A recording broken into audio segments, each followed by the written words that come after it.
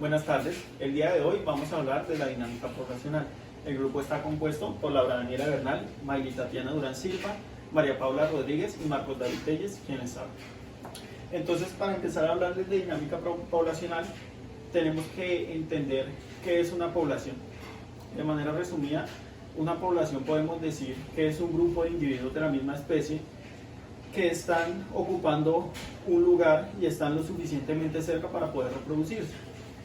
Entonces, cuando hablamos de dinámica de población, entonces tenemos que entender un sinnúmero de variables que componen la población como tal. La estructura poblacional está expuesta o está conformada por diferentes aspectos. Aquí tenemos una imagen que nos ayuda a identificar la estructura o el modelo de la estructura para de igual manera entender la dinámica poblacional. La estructura de una población está compuesta o varía en edades, en grupos etarios, sexo, tamaños. Entonces hay un sinnúmero de cosas que conforman la estructura como tal. Aquí hay un ejemplo de ratas en uno de los artículos que estuvimos leyendo, y es para la estructura de esta población. Entonces están los animales que están lactantes, los infantes, los preadultos, los adultos y los seniles. Cuando empezamos a ver la dinámica de la población, entonces debemos empezar a analizar cómo se comporta esa población. Esa población puede cambiar en número, en estructura, y esa dinámica de la población la define la estructura de la población. Porque entonces, si conocemos cómo está conformada la población, entonces vamos a saber cómo puede cambiar la población. En este caso, estamos viendo que los adultos son los que están en edad fértil para reproducirse. Entonces, de esta manera, ellos son los que inician el cambio dentro de esta población y regresan y producen animales lactantes. Esta dinámica de esta población de reproducirse es la que define el tamaño de la población. Más adelante vamos a tocar esos temas, pero esto es como una abrebocas. También las poblaciones perduran a través del tiempo, gracias pues a la reproducción y a la capacidad de la variación genética que se produce dentro de esa misma población. Las poblaciones se distinguen genéticamente gracias pues a la combinación de estos dos pares genéticos que aporta uno la madre y otro el padre, y generan un individuo nuevo que tiene la capacidad de cambiar, de ajustarse al medio ambiente y de empezar a generar esos cambios que son necesarios para que una población sobreviva. Entonces, cuando hablamos ya de dinámica poblacional como tal, entonces tenemos que entrar a entender qué hace que la población crezca, que la población disminuya y se mantenga en el tiempo o muera definitivamente o se acabe esa población. Hay muchas interacciones con el medio ambiente, interacciones propias de los animales, porque por ejemplo hay especies que no son sociables, diciéndolo de cierta manera, y la reproducción es un poquito más difícil, ¿no? Entonces esos son factores que intervienen en la dinámica de la población, pero esta dinámica de la población se puede expresar matemáticamente y se puede entender matemáticamente. Uno de estos factores que incide en la dinámica de la población es, por ejemplo, el cuidado de los padres o el cuidado parental en las especies. Cuando hablamos de animales, hay gran variedad y la mayoría de mamíferos tienen como algo de cuidado parental. Si estamos hablando, por ejemplo, de la dinámica de la población en árboles, entonces en ese momento no hay un cuidado parental. Entonces no hay una relación directa entre factores ambientales y el desarrollo de un animal. Por ejemplo, hay factores en la mayoría de animales que se tiene que cumplir, hay una relación estrecha como el tiempo. A medida que transcurre el tiempo, el animal obligatoriamente va a pasar de lactante, infante, preadulto, adulto y senil finalmente para morir. En otras especies, a pesar de que sí hay algún grado de relación con el tiempo, no está directamente relacionado. Por ejemplo, cuando hablamos de árboles centenarios, entonces un árbol puede producir una cantidad o un sinnúmero de semillas que caen al suelo y germinan. Sin embargo, no todas tienen la estrecha relación con el tiempo de crecer de igual manera, ¿no? Entonces pueden haber árboles de un año que ya son árboles adultos que pueden producir sus propias semillas. Sin embargo, otras semillas que cayeron en otras condiciones están en plántula. Entonces hay un sinnúmero de relaciones con el ambiente, con factores dentro de la propia especie que interactúan en la dinámica de la población. Las poblaciones también tienen algunas estrategias de reproducción para cómo producir o dejar su herencia genética dentro de la población, ¿no? Entonces las estrategias de reproducción más adelante las vamos a conocer y a identificar bien todo esto matemáticamente. Para entender la dinámica poblacional, también debemos entender los modelos de crecimiento poblacional. El primer tipo de modelo de crecimiento poblacional es el crecimiento exponencial. ¿Esto qué quiere decir? Que a través del tiempo o entre más pasa el tiempo, la población crece más rápidamente. Si lo graficamos, encontramos la curva en forma de J. Este tipo de crecimiento es habitual en la colonización, en donde el primer individuo genera la siguiente herencia y de ahí sucesivamente se hace el crecimiento exponencial. El siguiente tipo de crecimiento es el crecimiento logístico. Este crecimiento logístico se ve limitado por la capacidad de carga. Entonces, si lo representamos gráficamente, encontramos una gráfica en forma de S, donde llega un pico y la población se mantiene estable a lo largo del tiempo. Esto sucede también cuando los hábitats se limitan en alimento y la población no puede crecer más de lo que el hábitat le puede ofrecer. También existen estrategias de reproducción para dejar herencia. Entonces tenemos diferentes y una muy importante es la pródiga OR, es donde los animales o el individuo produce una gran cantidad de hijos en los cuales la mortalidad en las primeras etapas de vida es muy alta. Entonces aseguran su herencia teniendo muchos hijos que gran parte mueren, pero de igual manera hay una gran cantidad que sobrevive. Y la prudente, que es K, en esta la mayoría de mamíferos tienen pocas crías, pero hay un cuidado parental que asegura la supervivencia de los hijos. Entonces estos son como los ejemplos de cómo podemos entender la dinámica poblacional desde los modelos de crecimiento poblacional. Para entender la dinámica de población debemos entender lo que es la tasa de crecimiento poblacional. Esta está influida por la natalidad, las inmigraciones, la mortalidad y las emigraciones. Si en una población hay mayor natalidad y menor mortalidad, hay un crecimiento. Si en caso contrario hay una menor natalidad y una mayor mortalidad, hay un decrecimiento. Pero si están iguales, hay un equilibrio dentro de la población. La tasa de crecimiento poblacional la podemos expresar de la siguiente manera: la natalidad menos la mortalidad, lo que sería B menos B. Para este caso tenemos 60 conejos, que es la natalidad, menos 15 conejos, que es la mortalidad. Eso nos daría un total de crecimiento de la población de 45 conejos al año.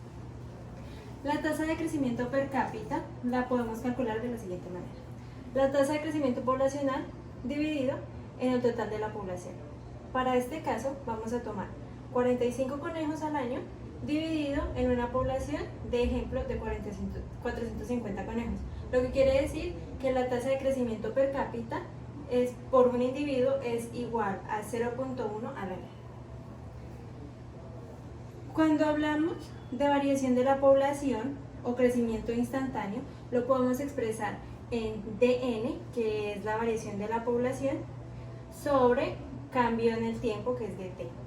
Otra manera de calcularla es este cambio instantáneo es la tasa de crecimiento per cápita calculada anteriormente, que es R, por una población, que es N.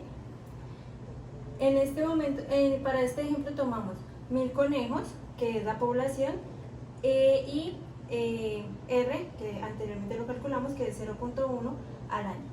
lo que quiere decir que la variación instantánea es igual a 0.1 al año por 1000 conejos y es igual a 100 conejos al año. Bueno, vamos a hablar acerca de dinámica poblacional en controles biológicos. El papel que juegan los parasitoides y depredadores en la dinámica de poblaciones ha sido muy subestimada y menos utilizada dentro de la ecología de poblaciones, porque se han registrado muchos casos exitosos de control biológico y en su mayoría no existe información precisa sobre probabilidades biológicas y ecológicas antes de la liberación. Entonces es muy poco probable conocer la potencialidad como regulador de las poblaciones en control de plaga y no pueden predecir el grado de éxito obtenido en condiciones de campo. La importancia del estudio de dinámica poblacional en los temas de controles biológicos son los siguientes. Es fundamental para comprender los procesos de regulación o control de plagas usando enemigos naturales. También permiten conocer los atributos y su impacto en el éxito de los programas de control biológico. Predicen con mayor grado y seguridad los resultados de nuevas introducciones de enemigos naturales y establecen teorías o hipótesis que sirven como bases para generar nuevos programas de controles biológicos. También existen algunos modelos, entre esos está la distribución espacial de las poblaciones, que corresponden a nuevas características o conjunto de influencias, como lo es búsqueda de nutrientes, condiciones físicas desfavorables o reacciones de competencia. Este modelo es fundamental en los seres vivos, ya que su conocimiento incide en la eficiencia de los planes de muestreo y en el análisis e interpretación de los datos. Existen tres tipos de distribución espacial. Está la distribución uniforme, que es cuando los individuos se disponen en una cierta distancia unos de otros. Esto pasa cuando el ambiente no es idóneo y aparecen fuertes relaciones intraespecíficas. Está el de distribución al azar, que sirven para especies que tienen altos ámbitos de tolerancia y no se reúnen en grupos. Ya esto se usa en plagas agrícolas, ya que es cuando los individuos se disponen en grupos ya muy densos, pero no separados de grupos también densos, pero ellos sí son separados. Ella es la más utilizada en controles de plagas agrícolas. Está el modelo de cuantificación de poblaciones, que es un modelo clásico que me permite estimar la densidad de la plaga, en este caso por medio de técnicas de muestreo para insectos y ácaros en objeto de estudio. Hay diversos factores que determinan el nivel de precisión de un muestreo poblacional, siendo uno de ellos el tamaño de muestra, que es a mayor tamaño de muestra, menor variabilidad, siendo mayor precisión. Entonces también es necesario implementar varios programas de muestreo en una determinada plaga a lo largo de varias temporadas, manteniendo en constante la misma técnica de muestreo en el mismo cultivo y el mismo tamaño de unidad o densidad muestreal. Hay factores externos sobre la dinámica poblacional. Entre los principales está la temperatura, que está en relación con el tiempo de desarrollo de los estadios juveniles, y la producción de huevos en la hembra, como lo es grados días, que es el uso de la temperatura para predecir el crecimiento de los insectos a través del calor acumulado. Entonces me permite saber si un insecto es dependiente de la cantidad total del calor al cual estuvo expuesto durante esas fases fenológicas. Y está el fotoperiodo, que me permite determinar si es un factor limitante en la fecundidad o si no lo es. Está también las tablas de vida, que es importante para conocer parámetros bioecológicos, para evaluar características intrínsecas en poblaciones de plagas y enemigos naturales. Esto es una manera cualitativa y numérica de las características de las poblaciones. El objetivo de la población o de las tablas de vida es para ayudar a estimar la distribución de mortalidad en diferentes edades, organismos, y me permite saber el tamaño potencial de las poblaciones a través de un muestreo adecuado. Bueno, a continuación voy a dar un ejemplo de tabla de vida de la arañita roja de palto y el depredador Cynodromus picanus. Entonces tenemos la tasa neta de reproducción, que es el total de la población o el total de hembras durante un ciclo. Tenemos la tasa intrínseca de crecimiento, que es la producción de hembras en condiciones ambientales óptimas. Tenemos la tasa finita de crecimiento, que es en un día cuántas hembras van a producirse. Tenemos el tiempo generacional, que es el total del tiempo para la producción en un ciclo. Y tenemos el doble tiempo generacional, que como la misma palabra lo dice, es el doble del tiempo. Entonces, tenemos con respecto a los parámetros biológicos del Cynodromus picanus, muestra que su población crece 31.13 veces en 13.91 días. Es decir, que por cada hembra actual habrá 31.13 hembras en la generación siguiente.